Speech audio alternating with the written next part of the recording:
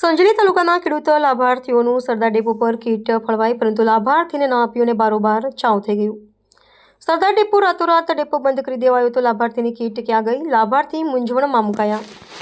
ટ્રાયબલની સંજેલી તાલુકાની 746 જેટલી કીટ હતી. કેટલાક લાભાર્થીએ આપી હતી અને કેટલાકની કીટ બારોબાર ચાઉ થઈ હોવાના આક્ષેપો. સંજેલી તાલુકાના ખેડૂતોને રવિ પાકની ટ્રાયબલની કીટ આપતા અરજદારોમાં રોષ જોવા મળ્યો. સંજેલી સરદાર ડેપો રાતોરાત બંધ કરી વિપુલ બારિયા સહિત સ્ટાફ ગાયબ. અચાનક ડેપો બંધ કરીને ગાયબ થઈ જતા લાભાર્થીઓ અટવાયા. લાભાર્થીઓ સતત 1 મહિનાથી ખાતર માટે વારંવાર ધક્કા ખાતા હતા.